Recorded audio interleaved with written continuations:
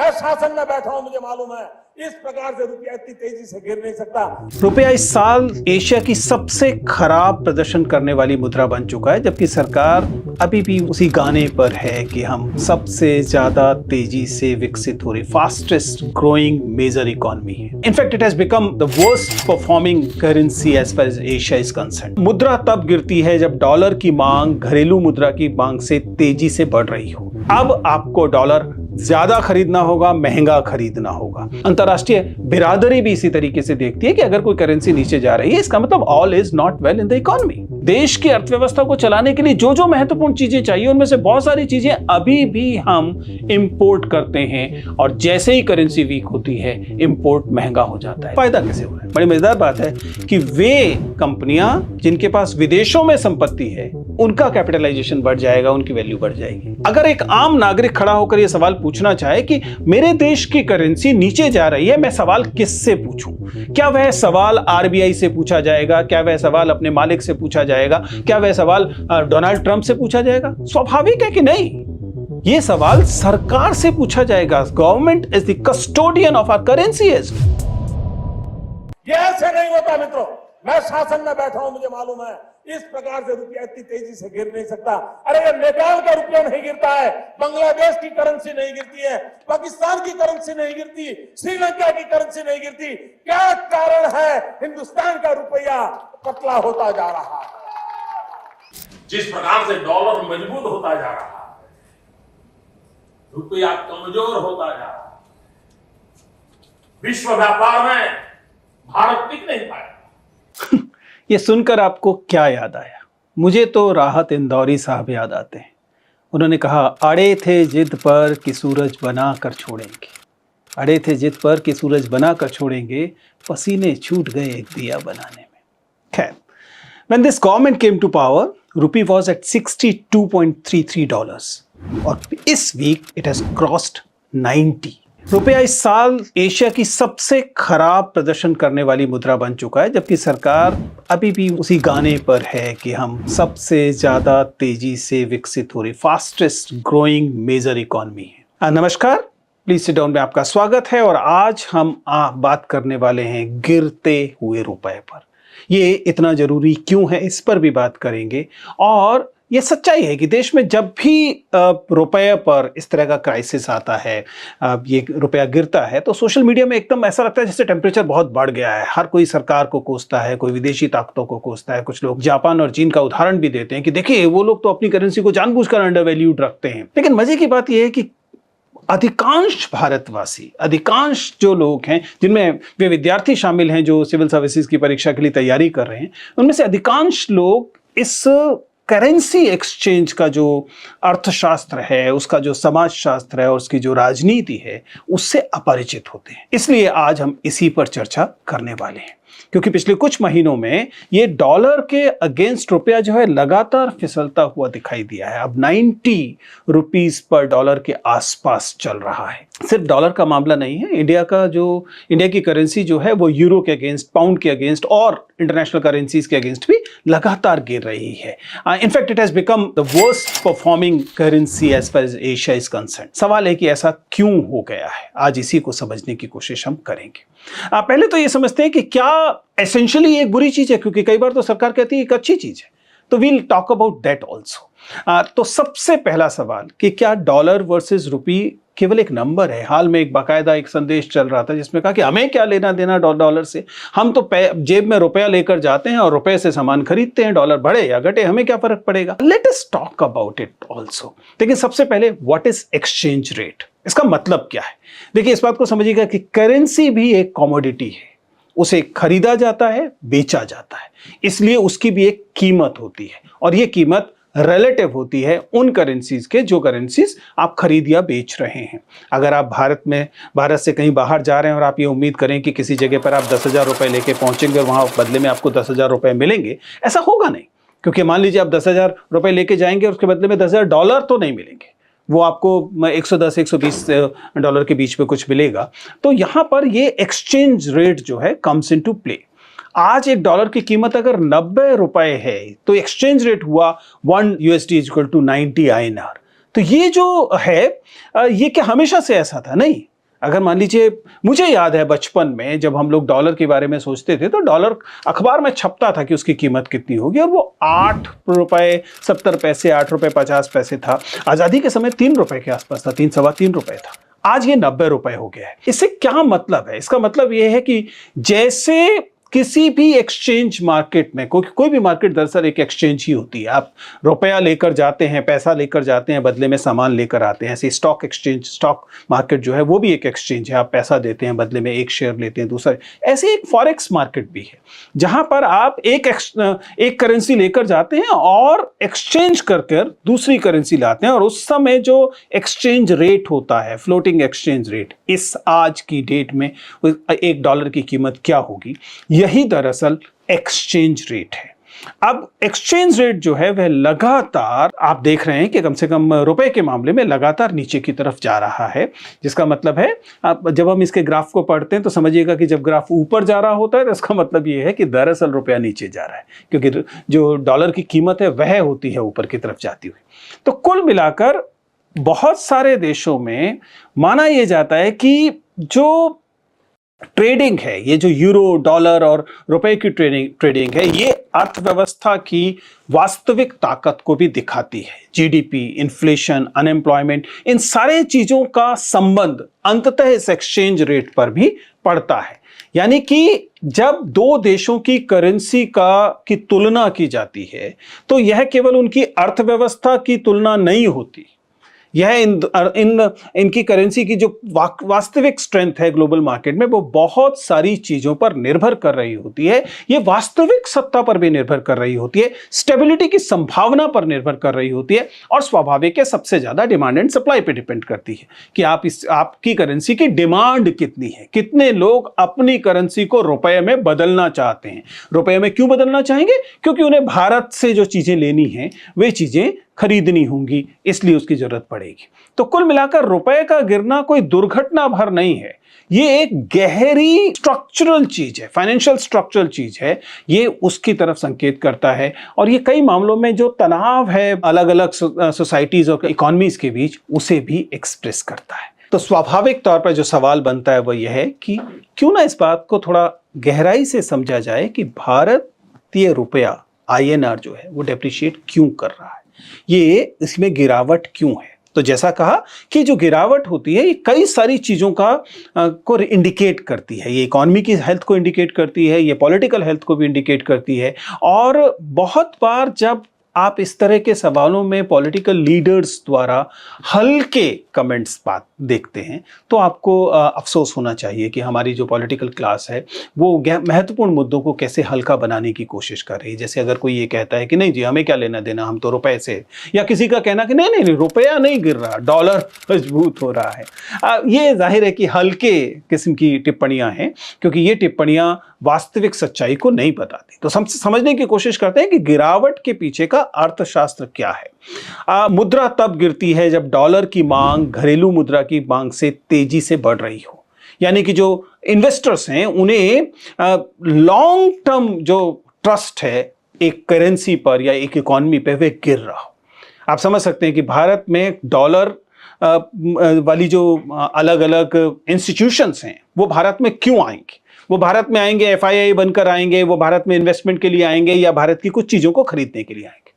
अब अगर भारतीय बाजार पर, भारतीय अर्थव्यवस्था पर, या भारत की पॉलिटिकल स्टेबिलिटी पर लोगों का यकीन थोड़ा सा कम हो जाएगा तो क्या होगा, वे यहां से अपने डॉलर को निकालने लगेंगे, चाहे वो FIIs के थ्रू इन्वेस्ट हो रखा पैसा हो जो कि स्टॉक मार्केट में है, या किसी अन्य जगह पर इन्वेस्ट हो रखा हो। वो इस इन्वेस्टमेंट को निकालने की कोशिश करेंगे या फिर भारत से खरीदारी कम करने की कोशिश करेंगे। आपको तुरंत डोनाल्ड ट्रंप याद आ रहे होंगे कि जब हम भारत से बहुत सारी चीजें खरीदते हैं वो कहेंगे अब हम नहीं खरीदेंगे या फिर हम टैरिफ बढ़ा देंगे।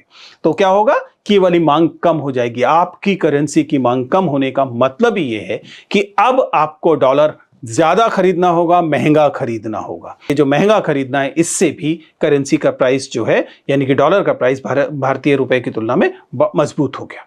तो सबसे पहले तो स्ट्रॉन्ग US डॉलर जो है वो स्वाभाविक तौर पर इसका मतलब ये होता है कि स्ट्रॉन्ग US डॉलर मतलब अमेरिकन जो इकोनॉमी है उसे उसकी परसेप्शन, उसके बारे में लोगों की राय, उसके बारे में निवेशकों की राय, उसके बारे में एक्सचेंज में एक्टिव लोगों की राय ये है कि बहुत स्ट्रांग इकॉनमी है। स्ट्रांग इकॉनमी, अगर अमेरिकन स्ट्रांग इकॉनमी को स्ट्रांग माना जाएगा तो लोग ज्यादा से ज्यादा पैसा डॉलर में लगाने की कोशिश करेंगे, क्योंकि डॉलर के विषय में एकदम निश्चित होगा कि वो पैसा गिरेगा नहीं, उसमें लगाया हुआ पैसा, डॉलर की कीमत नीचे नहीं जाएगी। जब आपको पता है कि एक ऐसा एसेट है जिस एसेट में अगर पैसा लगाएंगे तो वह नीचे नहीं जाएगा, तो आप स्वाभाविक तौर पर उस एसेट में ज्यादा इन्वेस्ट करने की कोशिश करेंगे।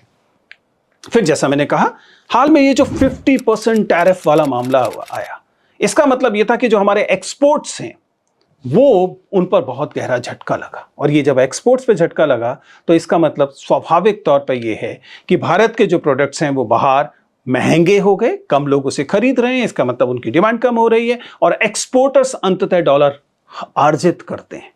तो जब वो डॉलर कम अर्जित कर रहे हैं तो डॉलर कम हो गया, डॉलर कम हो गया, डिमांड ज्यादा है, तो स्वाभाविक तौर पर उसकी कीमत बढ़ जाएगी। और यह लगातार आपको दिखाई देगा। आपको यह भी ध्यान रखना पड़ेगा कि भारत का डॉलर खर्च किस चीज में होता है। बड़ी रोचक बात है, हम एक एक्सपोर्ट लेड इकॉनमी नहीं है, इस बात को ढंग से समझिएगा। जब कहा जाता है कि जो डेप्रिशिएटिंग रुपी जो है वो बहुत फायदे की चीज है क्योंकि इससे एक्सपोर्टर्स को फायदा होता है, कोई भी जानता है कि भारत एक एक्सपोर्ट लेड इकॉनमी नहीं है। हम अपनी डोमेस्टिक डिमांड की वजह से एक महत्वपूर्ण अर्थव्यवस्था है। वैसे भी जो चीजें हम एक्सपोर्ट करते हैं उनमें से बहुत कम चीजें ऐसी हैं जो कि जिनके लिए कहा जा सकता है कि वो ऐसी गुड्स हैं जिन्हें एक्सपोर्ट किया ही जाएगा। मतलब हम जेम्स करते हैं, हम टेक्सटाइल्स करते हैं, हमारा बड़ा हिस्सा तो ये वाला है। अगर इन्हें हम एक्सपोर्ट नहीं भी करेंगे, इंपोर्ट करने वाली इकॉनमी इसे भारत से नहीं भी इंपोर्ट करेगी तो कहीं और से कर लेगी, और नहीं भी करेगी तो उसमें क्या नुकसान हो जाएगा। हम जैसे इंपोर्ट करते हैं ऑयल, ऐसी बहुत कम कमोडिटीज हैं जिन्हें हम एक्सपोर्ट करते हैं। We import important things and then we depend primarily on the domestic market, on the domestic demand. ये एक महत्वपूर्ण चीज है। और स्वाभाविक, अगर आप, जैसे मैंने FIIs की बात की, 16.5 बिलियन डॉलर्स विड्रॉ किए FIIs ने 2025 में। 16.5 बिलियन डॉलर जो हैं वो निकाल लिए गए। ये डॉलर जब निकाल लिए गए तो ये जो वैक्यूम क्रिएट हुआ उसकी वजह से भी डॉलर की डिमांड बढ़ेगी। ट्रेड डेफिसिट 41.7 बिलियन डॉलर अक्टूबर का जो आंकड़ा है वह ये बताता है। इसका मतलब है कि डॉलर की डिमांड और बढ़ गई। ध्यान रखिएगा, भारत का बहुत सारा डॉलर ऐसी चीज पे खर्च होता है जिसे हम डेब्ट सर्विसिंग कहते हैं। यानी आपने उधार ले रखा है, इंटरनेशनल बॉडीज से उधार ले रखा है, दूसरे देशों से उधार ले रखा है, वो आपने रुपए में नहीं लिया है, वो आपने जिस मुद्रा में लिया है वह मुद्रा डॉलर है। बड़ी रोचक बात है, जब आप IMF से या किसी इंटरनेशनल बॉडी से उधार लेते हैं एक देश के तौर पर, तो कहा यह जाता है कि सॉफ्ट लोन है, ये 1% का लोन है, ये 2% का लोन है, एकदम सच बात है। लेकिन आप ये भूल जाते हैं कि आपने ये लोन डॉलर में लिया है। अगर साल भर में डॉलर की कीमत 5% बढ़ गई तो आपका जो डेट सर्विसिंग की कॉस्ट है वो 5% प्लस वो 2% जो उसकी एक्चुअल कॉस्ट है उतनी बढ़ जाएगी, जो कि बहुत महंगा होगा। तो स्वाभाविक रूप से डेट सर्विसिंग जो है उसकी वजह से भी डॉलर की डिमांड बहुत बढ़ती है। हमारे पास जो हम डॉलर हासिल करते हैं उसका बहुत बड़ा हिस्सा तो कर्जे को चुकाने में खर्च होता है, और कर्जा या तो स्थिर है या बढ़ रहा है। इस वजह से डॉलर की डिमांड भी लगातार बढ़ रही है। तो आपको कई सारी चीजें दिखाई दे रही हैं जिसकी वजह से साफ साफ लग रहा है कि अगर हम अर्थव्यवस्था के तौर पर मजबूत अर्थव्यवस्था नहीं बनेंगे तो ये डॉलर की स्थिति और खराब होती रहेगी। हमारा 85% से ज्यादा क्रूड ऑयल इंपोर्ट होता है, जिसे हम पेट्रो डॉलर कहते हैं। ये पेट्रो डॉलर की जो डिमांड है वो लगातार बढ़ रही है। अगर आप ये कहते हैं कि अर्थव्यवस्था बढ़ रही है, अर्थव्यवस्था में मैन्युफैक्चरिंग बढ़ रहा है, ट्रांसपोर्ट बढ़ रहा है, तो स्वाभाविक है पेट्रोलियम की डिमांड भी बढ़ रही है। और इस वजह से कई सारी इंपॉर्टेंट चीजें जो हम लोग इंपोर्ट करते हैं उसके लिए हमें डॉलर्स की जरूरत पड़ती है, जिसमें क्रूड ऑयल सबसे इंपॉर्टेंट चीजों में से रहता है। ये सब मिलकर एक तरह का दुष्चक्र तैयार होता है, एक विशेष साइकिल तैयार होता है। और इस विशेष साइकिल का परिणाम यह है कि अंततः हम अपने रुपए की कीमत को नीचे जाते हुए देखते हैं। सवाल लेकिन यह है कि हमें रुपया नीचे जाते हुए बुरा लगता क्यों है? हमें क्या मतलब? जैसा कहा गया कि हम तो रुपया लेकर जाएंगे बाजार में, रुपए किससे चीजें खरीदेंगे। अब रुपया बाहर जाकर उसकी कीमत क्या है, ये तो बहुत थोड़े से लोगों पर, अमीर लोगों पर असर डालना चाहिए इसको। जो लोग विदेश विदेश घूमने जाते हैं उनको परेशानी होनी चाहिए, एक आम व्यक्ति को इसको क्या परेशानी है? देखिए, ये दो तरह का मामला है। पहली बात तो सच्चाई ये है कि yes, there is a differentiated impact of falling rupee, but रोचक बात है कि डिफरेंशिएटेड इंपैक्ट जो है वो गरीबों के खिलाफ और अमीरों के पक्ष में जैसी स्थिति नहीं, मतलब जो सामान्य स्थिति है वो है कि गरीबों को इससे ज्यादा नुकसान होता है अमीरों की तुलना पर, उस पर हम अभी आएंगे। लेकिन दूसरी बात, स्वाभाविक तौर पर इसकी एक इमोशनल, उसका एक इमोशनल पक्ष है।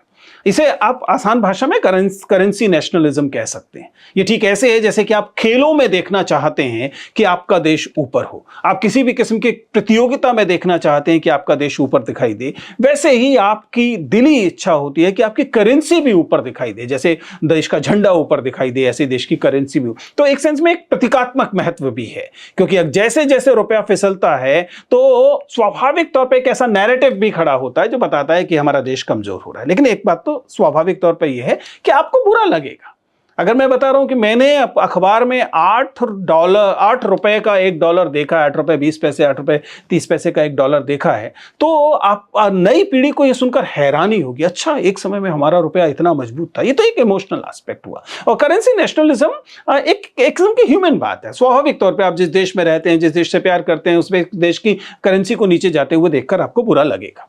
लेकिन मामला सिर्फ इतना नहीं है।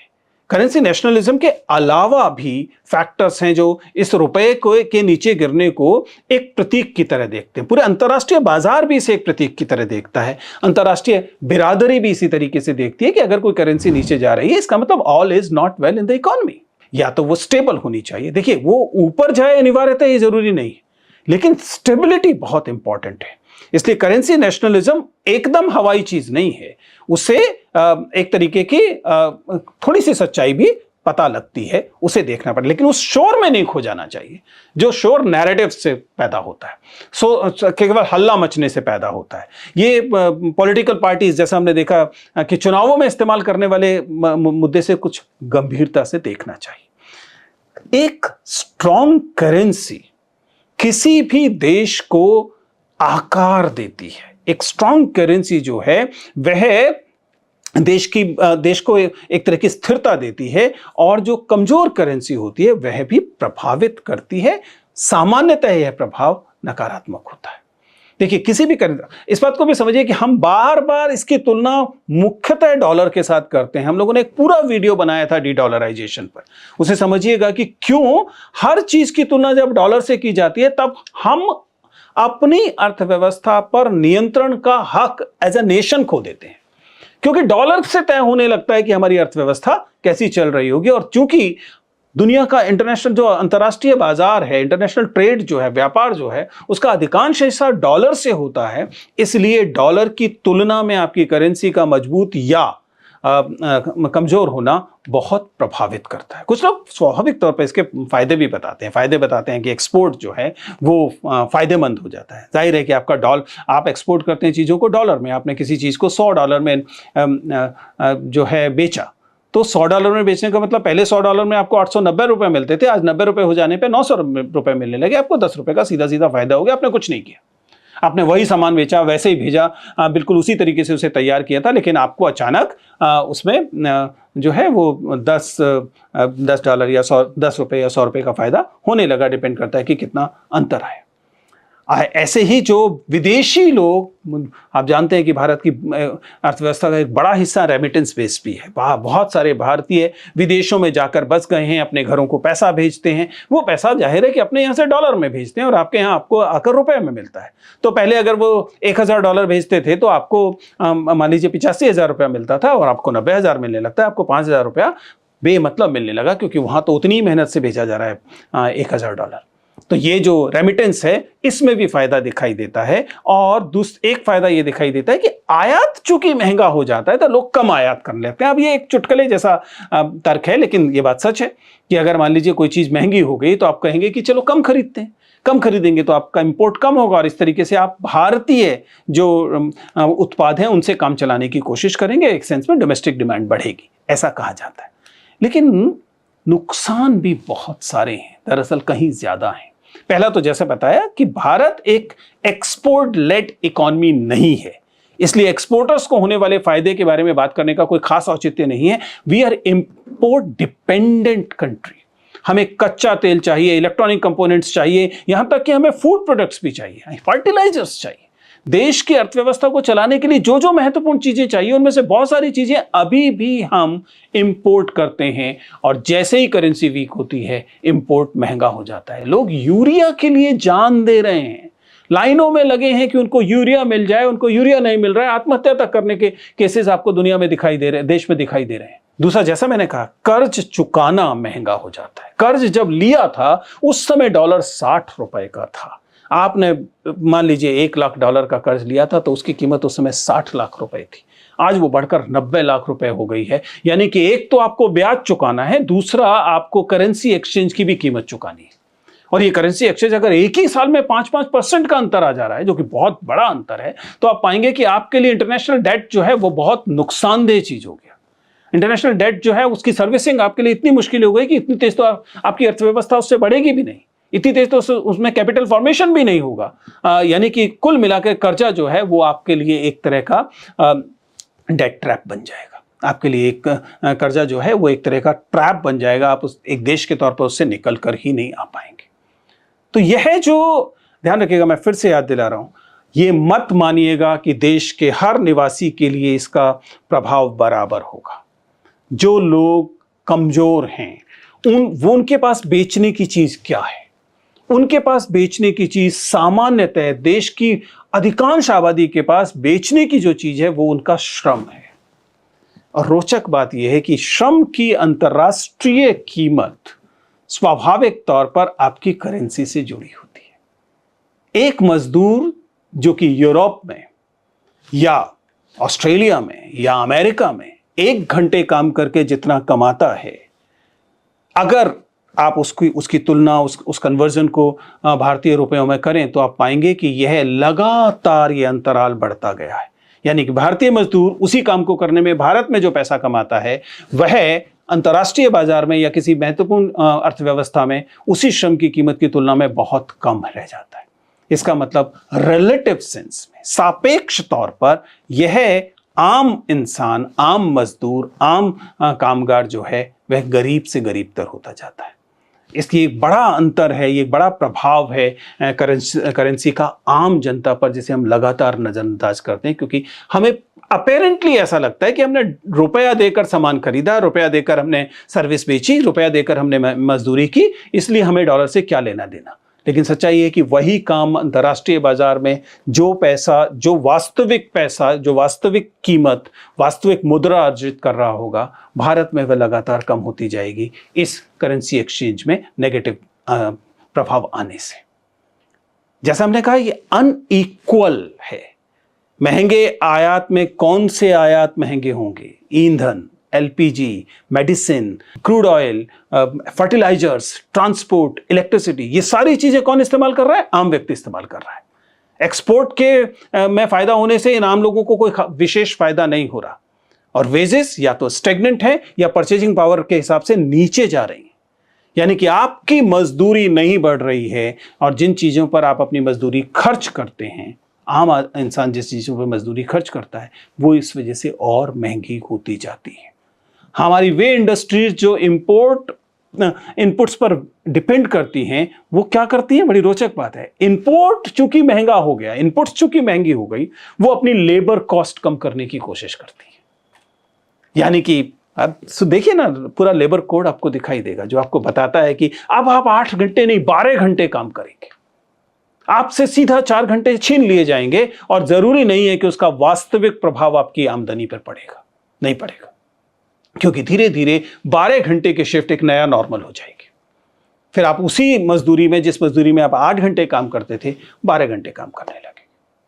और इस वजह से जो आम कामगार है वह इसकी सबसे बड़ी कीमत चुकाता है। अभी हाल में एक प्रकरण आया जिसमें कि एक विदेशी सीईओ भारत आई और बहुत हैरान हुई कि अरे वाह, ये ब्लिंकिट और ये जो नए नए प्लेटफॉर्म्स हैं, ये 10 मिनट में सामान लेकर आ रहे हैं। हमारे यहाँ तो, अमेरिका में तो इस काम में 2 दिन लगते हैं। लेकिन जरा सोच के देखिए कि ये सामान लाने वाला व्यक्ति इस सामान लाने के लिए, इस डिलीवरी के लिए जो मजदूरी पा रहा है, उस मजदूरी में क्या आप कल्पना कर सकते हैं कि अमेरिका में कोई कामगार काम करेगा?